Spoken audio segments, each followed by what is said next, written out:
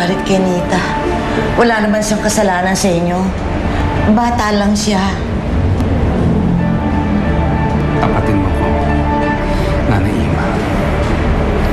Si Nita, anak ba siya ni Mira?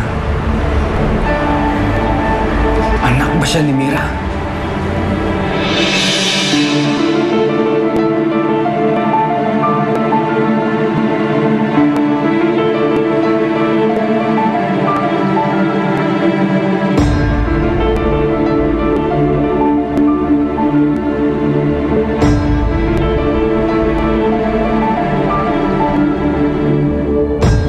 Bakit hindi niyo sinasabi yung nangyayari sa akin dito? Buksan niyo yung pinto. Buksan niyo. Ma'am, malalagot naman po kami sa kuya niyo. Ako nang bahala kay kuya. Hindi niyo man lang inisip si Ate Mira? Kumain ba man lang siya? Paano si Ate Mira doon? Maghapon na siya nakakulong doon ah. Kuya. Akin na yung susi. Kuya. How can you do this to Ate? Kuya, ano ba? Stay out of this, ha?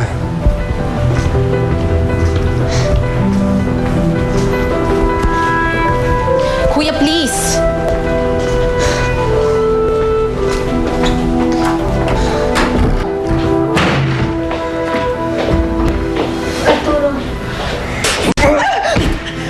Sinungaling ka!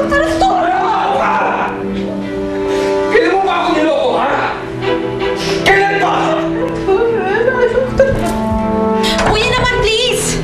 Kung may problema kayo, pag-usapan niyo ng maayos! Wala kang kwenta. Kaya pala malapit ang loob mo sa batang yun!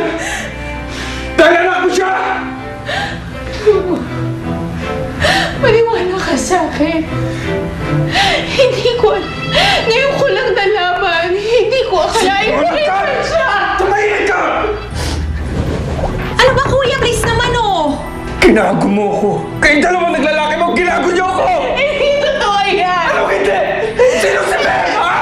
Sino si Ben? Yan, wala akong lalaki. Wala akong lalaki. Wala kaming relasyon. Siya ang nakadiskubre na buhay pa ang anak ko. Huwag ka na malungkot. Alam mo, hindi alam ng mami mo kung gaano siya kaswerte to have you and your dad. At pagsisisihan niya na iniwanan niya kayo.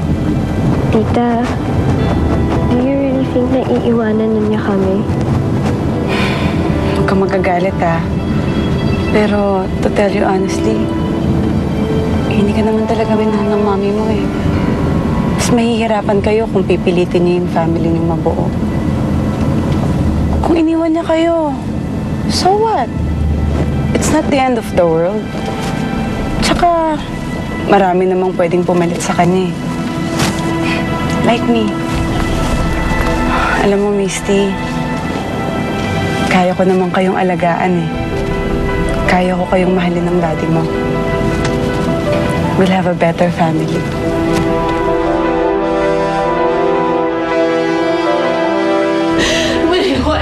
Maniwala ka sa akin, Arturo.